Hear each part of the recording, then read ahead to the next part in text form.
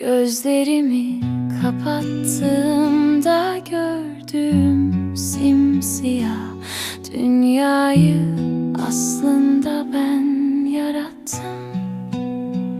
Yıldızları görmek için karanlığa ihtiyacım vardı.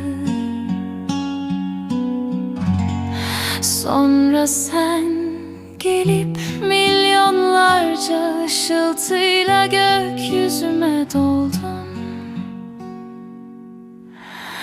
Gözlerimi kapattığımda gördüm o suskun dünyayı aslında ben yarattım. Huzuru hissetmek için sessizliğe ihtiyacım